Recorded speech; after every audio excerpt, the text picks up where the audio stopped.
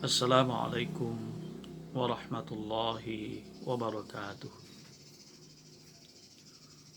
Alhamdulillahilladzi lahu ma fis samawati wa ma fil ard wa lahul hamdu fil akhirah wa huwal hakimul khabir. Allahumma salli ala Muhammad wa ala alihi wa ashabihi ajma'in. A'udzu billahi minasy syaithanir rajim. Bismillahirrahmanirrahim. Wa idza sa'alaka 'ibadi 'anni fa inni qarib. Ujibu da'watad da'i idza da'an. Falyastajibu li wal yu'minu bi la'allahum yarshudun. Kaum muslimin dan muslimat rahimakumullah. Di dalam sebuah hadis qudsi, Allah Subhanahu wa taala menjelaskan kepada kita, di mana hadis ini diriwayatkan oleh Imam Bukhari dan berasal dari Abu Hurairah. Rasul menyebutkan bahwa Allah Subhanahu wa taala berfirman, Ana inda dhanni abdi bi. Aku, kata Allah, sesuai dengan sangkaan, dugaan, keyakinan hambaku terhadapku.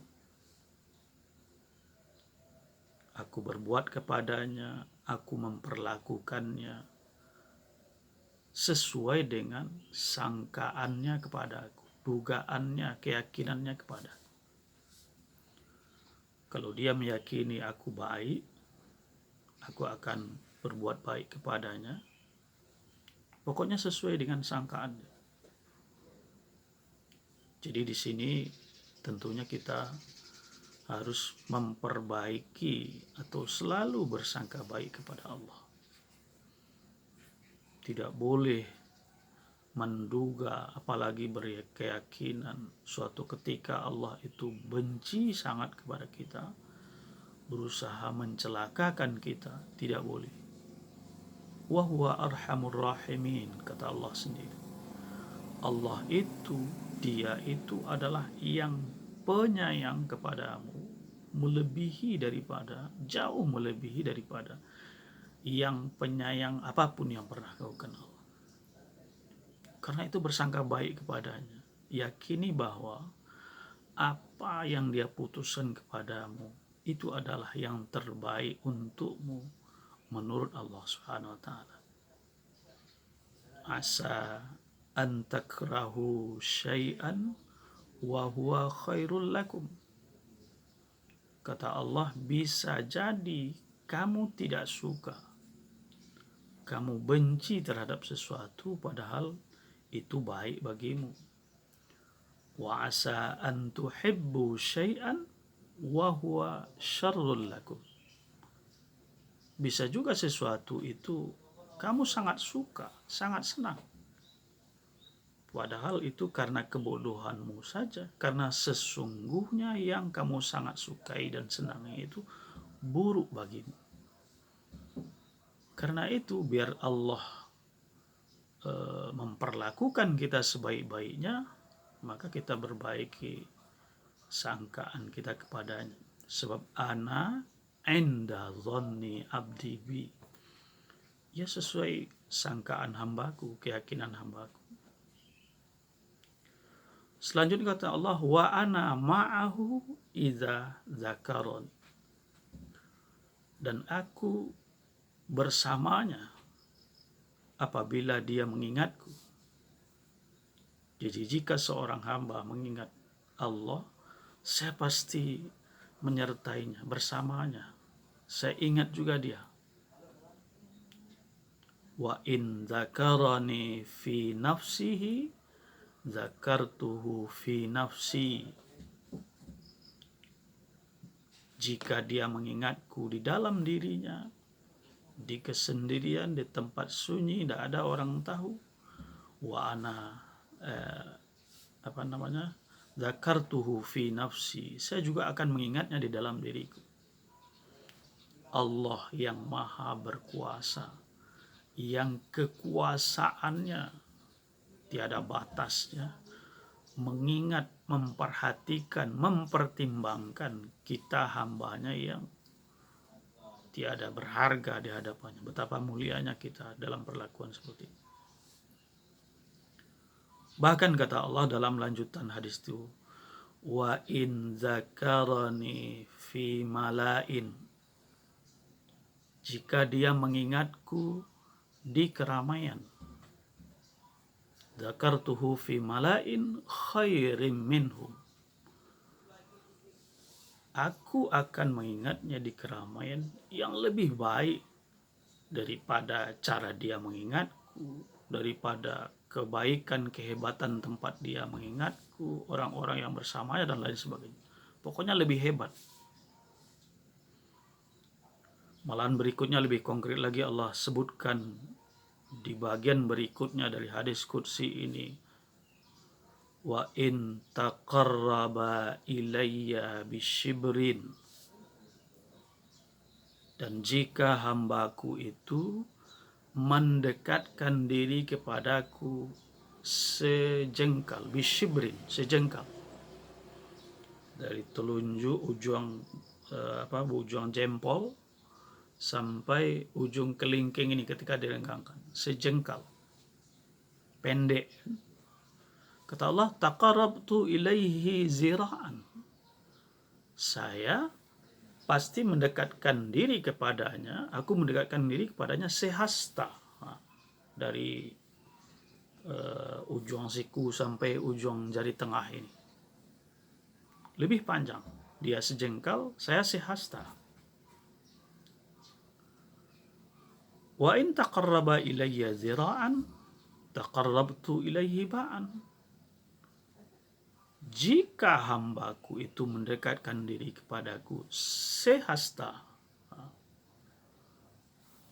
taqarrabtu ilaihi ba'an, saya akan mendekatkan diri kepadanya sedepa, direntang tangan kanan dan kiri sehabis-habisnya, dari ujung jari tengah kanan sampai ujung jari tengah kiri, sekitar 4 kali dari panjang sehasta, aku mendekat kepadanya, lebih dari yang dia lakukan jika kebaikan itu.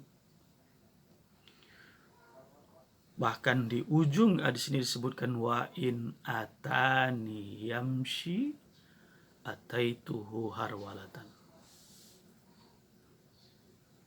dan jika hambaku itu mendekatkan diri, datang kepadaku dengan berjalan,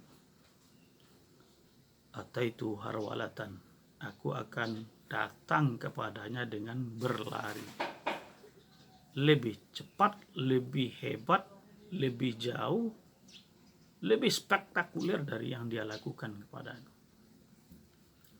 Begitulah Allah Subhanahu wa ta'ala memperlihatkan betapa dia itu sangat menyayangi kita, ingin secara komprehensif itu berbuat baik kepada kita.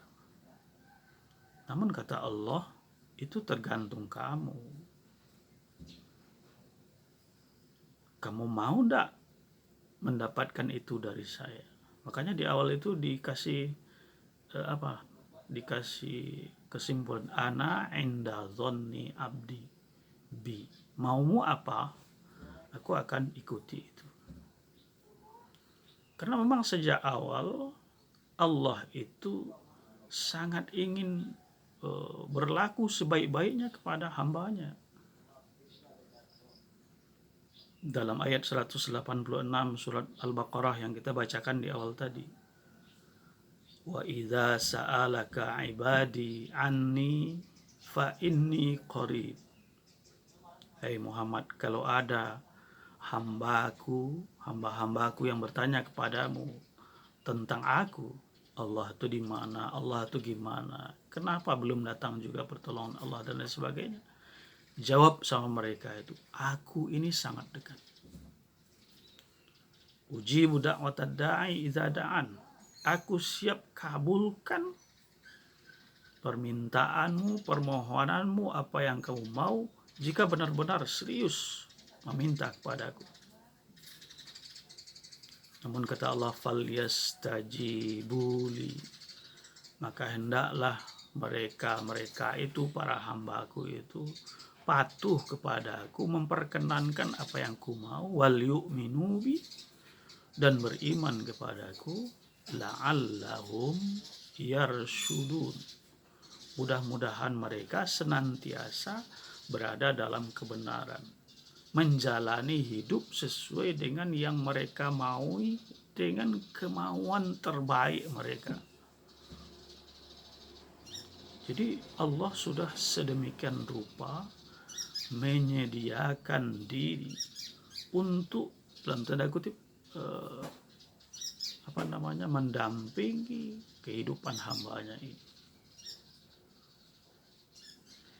Inilah salah satunya yang diingatkan, yang diajarkan kembali, yang dilatihkan oleh ibadah Ramadan, khususnya ibadah puasa. Bagaimana seorang hamba itu kembali mengetahui, meyakini, dan merasakan serta berusaha untuk mendekatkan diri kepada Allah Subhanahu wa taala.